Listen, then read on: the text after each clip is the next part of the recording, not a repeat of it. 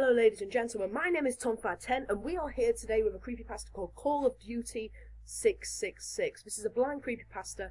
I've not read it before, I've got no idea what's going to happen, I've got no idea if it's great or terrible. We're about to find out. I'm going to read it exactly as it's written down on my screen.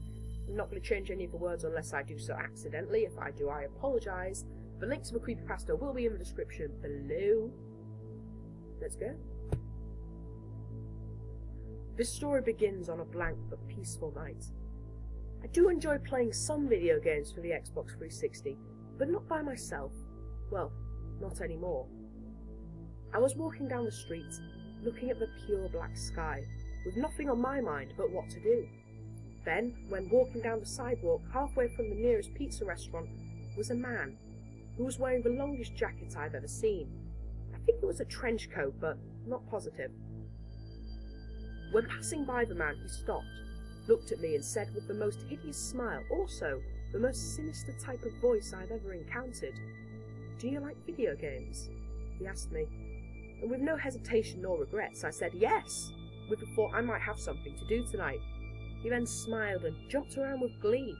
I then thought to myself, this guy's a total loon. He then stopped and gripped my shoulders, placing a white, clear game case in my left hand. "Have a nice night," the man said, while skipping down the sidewalk and everyone looking at him as if he were insanely crazy. But knowing I just got a free game, I was now going to have something to do for the night. When I finally got home, I marched up the stairs, excited to see and play my new video game for the Xbox. I ran up to the console and slid my finger across the power button, since it was a touch console.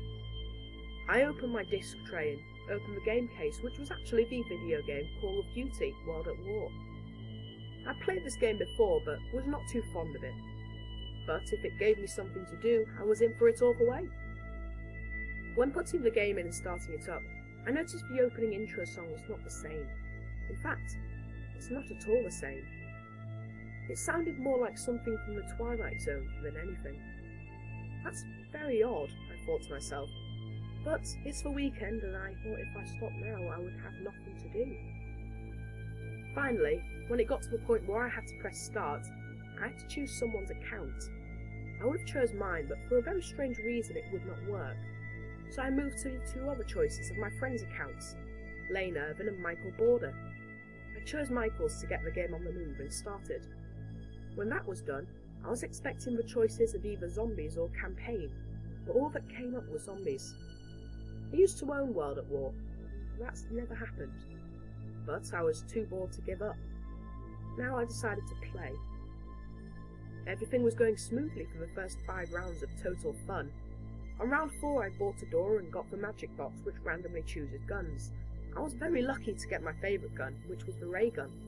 The ray gun shoots rays and kills with one shot. Anyway, on round 6 I bought the upstairs and ran into the back corner, as I normally would do. I was reloading my ray gun before the round started. A few moments later, out of the corner of my screen, I looked up to see the first zombie, coming really slow, but then to notice it was not a Nazi zombie, but my own 12-year-old sister, Brianna.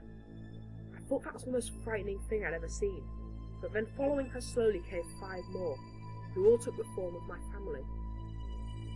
Out of fear, I dropped my controller.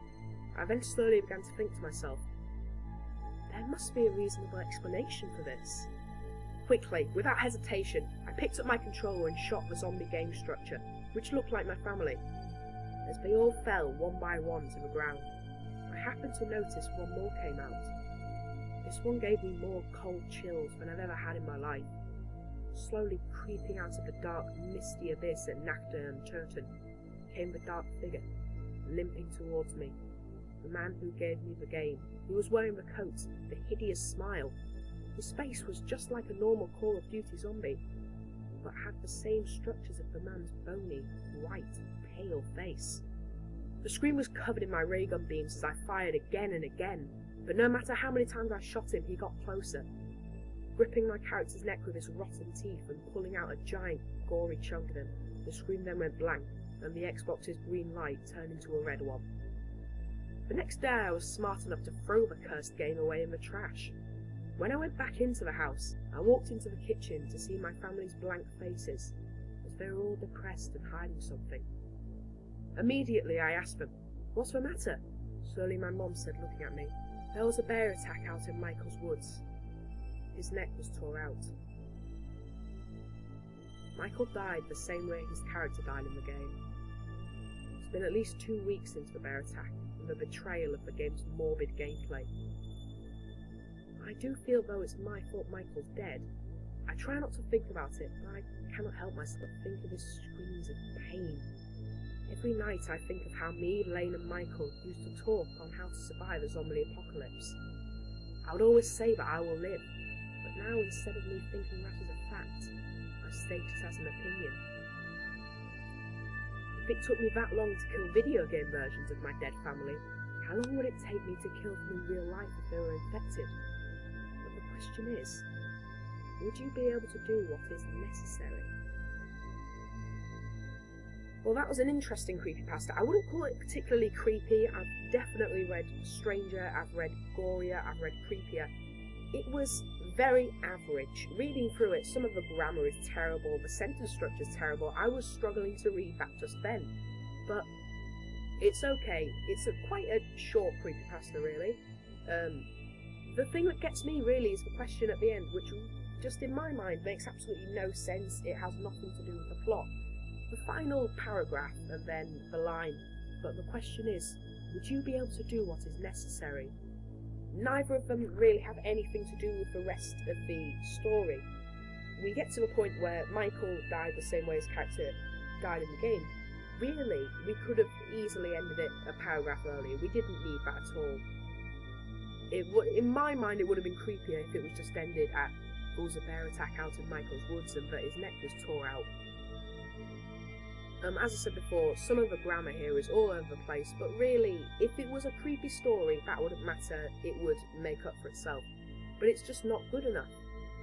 And that's why, in my mind, it's not really worth a read. The link will be in the description below if you do want to read it.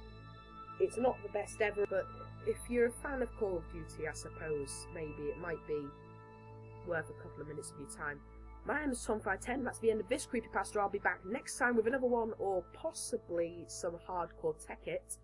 I'm not sure, could be either. From now until then, enjoy some pictures of happy cats.